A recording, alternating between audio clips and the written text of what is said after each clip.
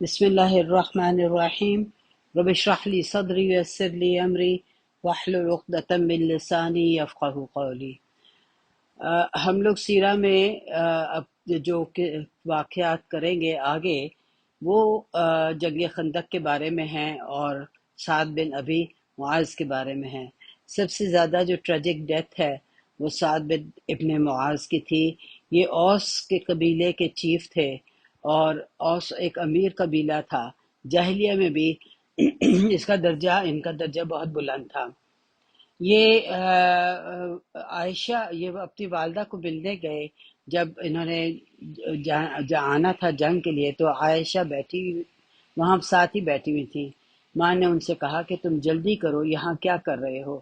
تو عائشہ کہنے لگی کہ میں نے ان کا جو جنگ کے لیے آرمر انہوں نے پہنا ہوا تھا وہ دیکھا ہوا کہ وہ کافی نہ تھا ان کی حفاظت کے لیے، کیونکہ ان کے پاس اتنے پیسے نہ تھے کہ وہ پورا خرید سکتے، لہٰذا ان کا صرف سینہ کور تھا اور بازو جو تھے ان کے اوپر کوئی سیفٹی نہ تھی، اور وہیں پہ ان کو تیر لگا جس کی وجہ سے ان کا بازو کٹ گیا اور خون زیادہ بہنے کی وجہ سے کچھ عرصے بعد انتقال کر گئے۔ انشاءاللہ ان کی ڈیٹیل میں بعد میں کریں گے۔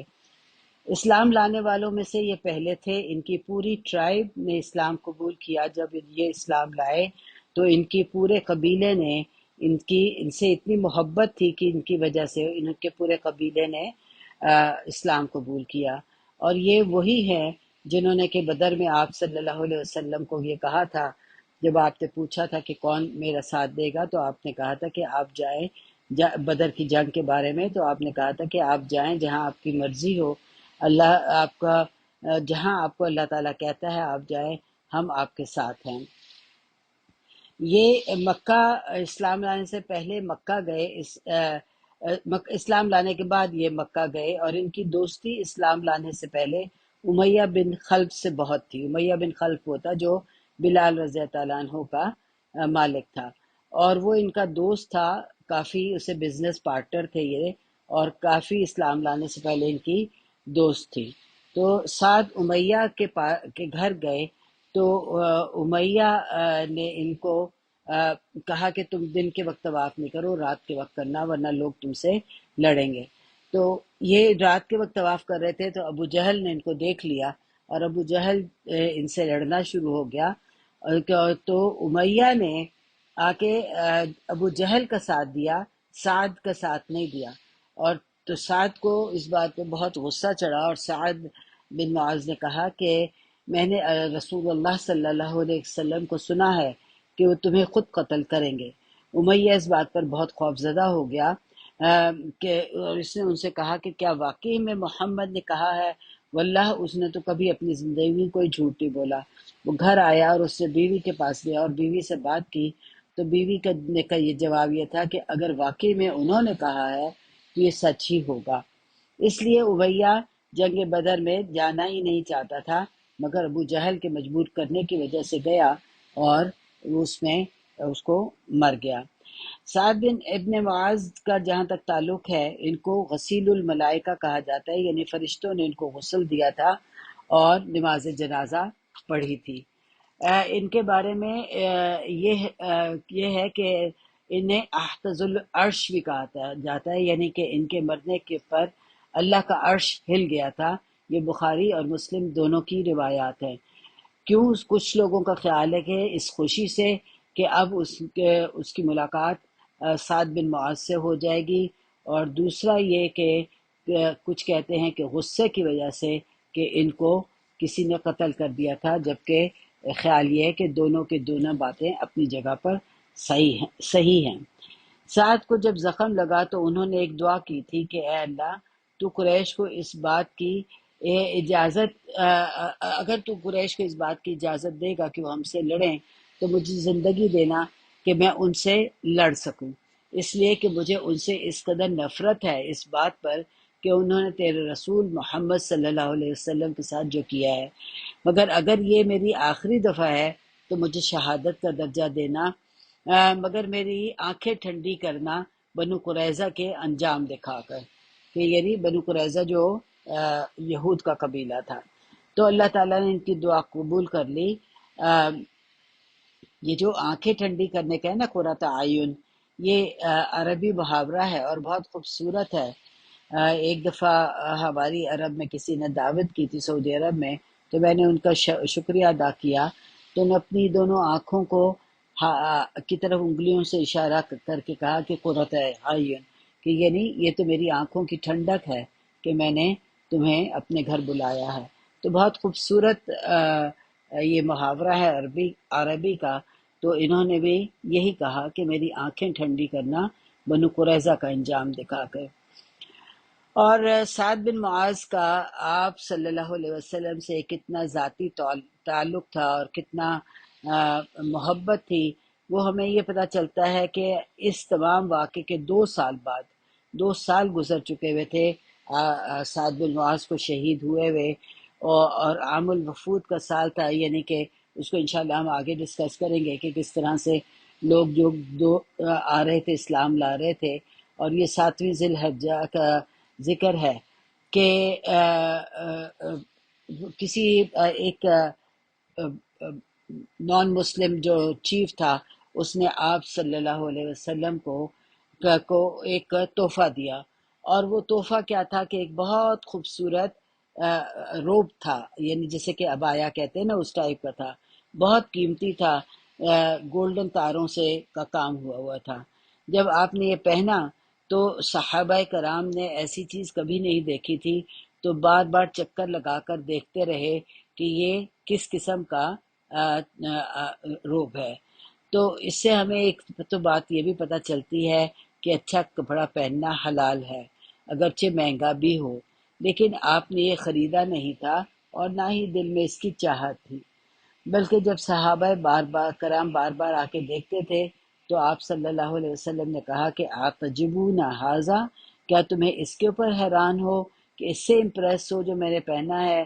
آپ صلی اللہ علیہ وسلم کو یہ بات اچھی نہ لگی کہ صحابہ کرام ان کپڑوں سے امپریس ہو رہے ہیں، تو آپ صلی اللہ علیہ وسلم نے فرمایا کہ واللہ سعد ابن معاذ کا رومال اس سے بہتر ہے جنت میں، یعنی کہ جو رومال سعد ابن معاذ استعمال کر رہے ہیں وہ اس سے کافی بہت بہتر ہے۔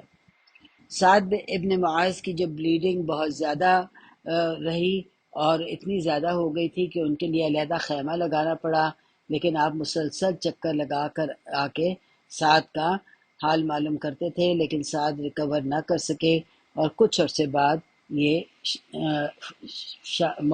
ان کی موت ہو گئی۔ اب یہ جو جنگ خندق کا محاصرہ تھا، یعنی قریش وہاں پہ تھے، آپ اس طرف تھے، ادھر سے بنو جو یہود کا قبیلہ تھا اس کا علیحدہ سے چکر چل رہا تھا، تو یہ سب چیز جو تھی تقریباً علماء کا خیال ہے کہ 20 سے لے کے 30 دن تک یہ معاملات ایسے ہی رہے۔ بخاری اور مسلم کی روایت ہے کہ ایک دن، یعنی کہ خاص طور پہ اتنی شدت سے تیروں کی برسات تھی کہ مسلمان عصر کی نماز نہ ادا کر سکے، نہ پڑھ سکے۔ تو کچھ علماء کا خیال ہے کہ اس وقت تک صلاۃ الخوف کے احکامات آ چکے ہوئے تھے۔ تو کم از کم 10 احادیث ہیں اس بخاری اور مسلم کی اس سلسلے میں کہ صحابہ کرام اتنے مصروف رہے کہ نماز کا خیال بھی نہ آیا، اور اس سے اسی ہی سے وہ تمام فکر نکالی جاتی ہے کہ اگر نماز مس ہو جائے تو کیا کیا کیا کیا جا سکتا ہے۔ آپ صلی اللہ علیہ وسلم کے ساتھ پوری سیرہ میں 2 واقعات ہمیں ملتے ہیں جس میں کہ آپ کی نماز مس ہوئی۔ ایک آپ سفر کر رہے تھے اور سب بہت تھکے ہوئے تھے، فوراً ہی سو گئے، تو آپ صلی اللہ علیہ وسلم نے کہا کہ کون ہمیں فجر کے لیے اٹھائے گا؟ تو اس پہ بلال رضی اللہ عنہ نے کہا کہ یا رسول اللہ میں بھی۔ تو آپ سب سو گئے، لیکن بلال رضی اللہ عنہ کو بھی نیند آ گئی اور وہ بھی سو گئے، اور آپ صلی اللہ علیہ وسلم کی آنکھ کب کھلی؟ جب سورج سر پہ آ گیا، اس کی گرمی کی وجہ سے آپ جاگے، تو آپ نے بلال رضی اللہ عنہ سے کہا کہ اے بلال کیا ہوا؟ تو انہوں نے جواب دیا یا رسول اللہ، جس نے آپ کو سلا دیا اس نے مجھے بھی سلا دیا۔ اور دوسری مرتبہ اسی جنگ میں ہوا تھا کہ جو حدیث ہے کہ آپ صلی اللہ علیہ وسلم کو حضرت عمر رضی اللہ عنہ نے آپ صلی اللہ علیہ وسلم سے کہا کہ اے اللہ کے رسول، میں عصر کی نماز بھی ادا نہ کر سکا سورج غروب ہونے سے پہلے، یعنی اتنا مصروف تھا۔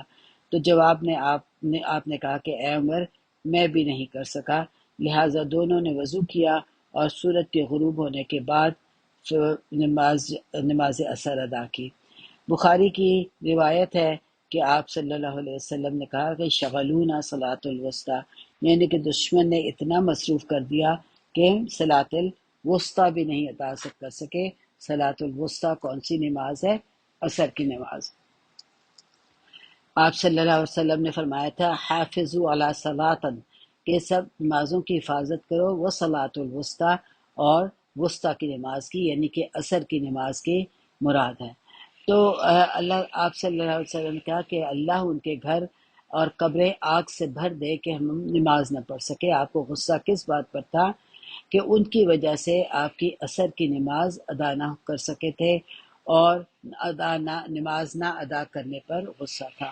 آج ہم سوچیں کہ ہم لوگوں کی کتنی نمازیں کبھی میٹنگز کی وجہ سے، کبھی کاروبار کی وجہ سے، کبھی ٹی وی شوز کی وجہ سے، کبھی اسپورٹس شو کی وجہ سے ہماری کتنی نمازیں نکل جاتی ہیں، لیکن کیا ہم لوگوں کو اس بات کا احساس بھی ہوتا ہے؟ نہیں، ہمیں نہیں ہوتا۔ بہرحال اللہ تعالیٰ سے دعا ہے کہ وہ ہمیں اپنی نمازوں کو قائم کرنے والا بنا دیں۔ یہاں اس جنگ میں اس بات پر آپ کو غصہ تھا کہ شغلون صلاۃ الوسطی کے بارے میں، کہ انہوں نے آپ کو نماز نہ پڑھنے دی۔ تو یہاں سے ایک جو فقہ کا اصول نکلتا ہے وہ یہ نکلتا ہے کہ جب نمازیں مسنگ نمازیں ادا کرنی ہو، یعنی جیسے کہ ظہر کی ادا ہوئی ہو اور عصر کی ادا کرنی ہو، تو پہلے ظہر کی ادا کر لیں اور پھر اس کے بعد عصر ادا کر لیں، یعنی اسی آرڈر میں ادا کریں جس آرڈر میں نمازیں پڑھی جاتی ہیں، کہ پہلے یا اگر عصر کی نماز نکلی ہے اور مغرب ہو گئی ہے تو پہلے عصر پڑھ لیں پھر مغرب۔ مگر اگر ممکن نہ ہو کہ جیسے کہ اکٹھی 10-12 سال ہی نہیں پڑھی، تو پھر یہ رول اپلائی نہیں ہوتا۔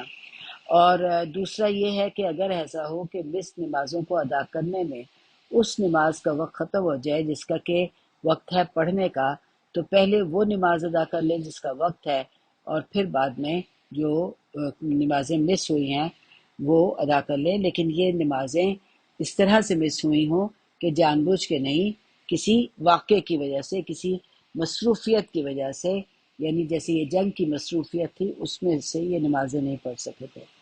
تو مثال اس کی یہ ہے کہ جیسے کہ اگر آپ نے ظہر بھی نہیں پڑھی اور عصر بھی نہیں پڑھی اور مغرب پہ خیال آیا تو پہلے مغرب ادا کر لیں تاکہ اس کا وقت پر ادا ہو جائے، اور اس کے بعد ظہر اور عصر ادا کر لیں۔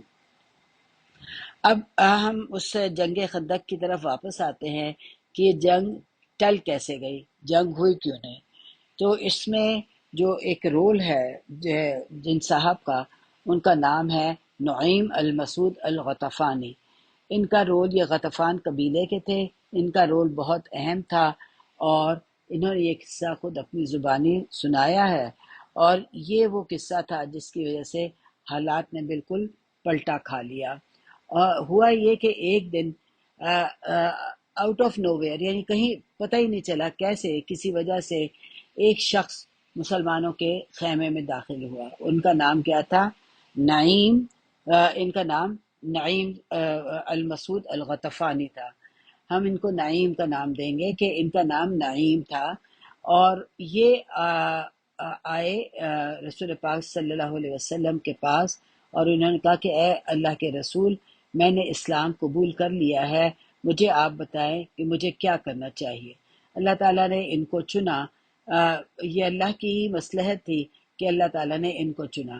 اور اتفاق ایسا تھا کہ نعیم کی دوستی کس سے تھی؟ نعیم کی دوستی ابو سفیان سے بھی تھی، اور بنو قریظہ جو کہ یہود کا قبیلہ تھا ان کے بھی چیف سے تھی، اور یہ اسلام کب لائے تھے؟ یعنی جب جنگ خندق ہی کی راتوں میں، یعنی ایک رات میں یہ اسلام لائے تھے، اور یہ خود انہوں نے اپنی زبانی یہ سارے حالات بیان کر لیے ہیں۔ اور انہوں نے کہا کہ ان کے بارے میں اور کچھ زیادہ علم نہیں ہے سوائے ان کے کہ فتح مکہ کے وقت یہ فلیگ ہولڈر تھے، یعنی انہوں نے جھنڈا اٹھایا ہوا تھا، جو کہ بہت ہی ایک عزت کی بات تھی۔ جو جھنڈا اٹھانے والا تھا اس کی عزت بہت تھی۔ نعیم غطفان کے چیف نہیں تھے، یعنی ہیڈ نہیں تھے، مگر ان کا رینک اس چیف سے تھوڑا سا کم تھا، یعنی سیکنڈ لیول پہ تھے۔ مکہ میں تھے، یہ مسلمان نہ تھے، اور ابو سفیان نے ان سے کہا کہ میں تمہیں پیسے، اس وقت یہ مسلمان نہیں ہوئے تھے، ابو سفیان نے ان سے کہا کہ میں تمہیں پیسے دوں گا، تم میرا ایک کام کرو۔ تو انہوں نے کہا کہ کیا کام ہے؟ تو اس پہ انہوں نے، ابو سفیان نے یہ کہا کہ میں نے محمد صلی اللہ علیہ وسلم سے وعدہ کیا تھا احد کی جنگ میں کہ میں دوبارہ ان کو بدر کے مقام پر ملوں گا، مگر اب ہم نہیں جا سکتے، ہماری مجبوری ہے، تم جاؤ اور رسول پاک صلی اللہ علیہ وسلم کو اس بات پر کنونس کرو کہ وہ ہمارے مقابلے پر نہیں آئیں۔ تو اس سے یہ ہوگا کہ لوگوں کو یہ پتہ چلے گا کہ محمد لڑنے کے لیے نہیں آئے، جبکہ ہم تو لڑنا چاہتے تھے۔ اور اس بات پہ نعیم کو اس نے کافی پیسہ دیا، اونٹ وغیرہ انعام میں دیے۔ نعیم مان گئے، اور آپ نعیم نے جا کر یہ جھوٹ رسول پاک صلی اللہ علیہ وسلم سے بول دیا۔ تو رسول پاک صلی اللہ علیہ وسلم کا جواب کیا تھا کہ واللہ ہم ان سے لڑیں گے، اگر میں اکیلا بھی ہوا تو میں ان سے لڑوں گا۔ اس طرح سے نعیم کی ملاقات آپ صلی اللہ علیہ وسلم سے ہوئی، اور اسی طرح اور چند موقعوں پر نعیم کی ملاقات ہوئی، جس کی وجہ سے نعیم کے دل میں اسلام کی حقانیت ظاہر ہوئی، اور وہ آہستہ آہستہ ان ملاقاتوں کی وجہ سے رسول پاک صلی اللہ علیہ وسلم کے اخلاق کو دیکھ کے اور مسلمانوں کی سچ کو دیکھ کے اور ان کی تمام ڈیلنگز کو دیکھ کے ان کے دل میں اسلام جو تھا وہ گھر کر گیا، اور وہ پھر یہ خندق کی راتوں میں اسلام لے آئے۔ اب وہ ایک سیکرٹ مسلمان تھے، اور آپ کے کہنے پر عمل کرنے والے تھے، یعنی جو آپ نے کہا اس کے اوپر عمل کرنے والے تھے۔ اس لیے وہ خاموشی سے آپ کے پاس آئے، نعیم رسول پاک صلی اللہ علیہ وسلم کے پاس آئے اور کہا کہ میں کیسے مدد کر سکتا ہوں؟ تو آپ صلی اللہ علیہ وسلم نے فرمایا کہ تم اکیلے انسان ہو، کیا کرو گے؟ مگر واپس جاؤ اور جو تم کر سکتے ہو ہماری مدد کے لیے کرو۔ تو اس پہ نعیم نے آپ صلی اللہ علیہ وسلم سے پوچھا کہ کیا مجھے اجازت دیتے ہیں آپ کہ میں ایسی بات کہوں جو کہ سچ نہ بھی ہو؟ تو آپ صلی اللہ علیہ وسلم نے کیا فرمایا کہ الحرب فدعہ، یعنی کہ جو اس میں حرب میں، جنگ میں اس بات کی اجازت ہے، خیانت نہیں کر سکتے، لیکن ایسے ٹیکٹکس کا استعمال کیا جا سکتا ہے جس سے آپ جو کچھ کر رہے ہوں اس سے دوسرے کو امپریشن یہ ملے کہ آپ کوئی ایک مختلف کام کر رہے ہیں۔ مثلا آپ ایک طرف جا رہے ہیں، تو کسی کو امپریشن یہ مل رہا ہے کہ آپ جا رہے ہیں، لیکن آپ ایکچولی میں اس وہ جانے کو ایک ٹیکٹک کے طور پر استعمال کرنا چاہتے ہیں، ایک امپریشن دینا چاہتے ہیں۔ تو جب ان کو یہ اجازت مل گئی تو اس کے فوراً ہی بعد نعیم جو ہے انہوں نے اپنا ایک پلان بنا لیا۔ انشاءاللہ ہم اس کو اگلی دفعہ سیرہ کے اس میں ڈسکس کریں گے، یہاں تک اتنا ہی کافی ہے۔ کس طرح سے انہوں نے کس پلان کے ذریعے اس جنگ اللہ نے کی تو وہ ٹل گئی، اس کی ہم ڈیٹیل انشاءاللہ ڈسکس کریں گے۔ یہاں سے ہمیں بس اتنا ہی پتہ چلتا ہے کہ جنگ میں مختلف حربوں کا استعمال دھوکہ دہی نہیں ہے، بلکہ وہ جنگ جیتنے کے لیے آپ اسلام اس کی اجازت دیتا ہے، لیکن عام زندگی میں ہمیں ایسا کرنے کی اجازت نہیں ہے، اور ہمیں نہ خیانت کرنے کی اجازت ہے۔ یہ جو ٹیکٹکس ہیں یہ خیانت نہیں کہلاتی، یہ ٹیکٹکس کہلاتی ہیں یا حربے کہلاتے ہیں جو کہ جنگ جیتنے کے لیے کیے جا سکتے ہیں۔ ربنا تقبل منا انک انت السمیع العلیم وتب علینا انک انت التواب الرحیم وصلی اللہ علی نبینا محمد وعلی آلہ وصحبہ اجمعین وآخر دعوانا ان الحمد للہ رب العالمین۔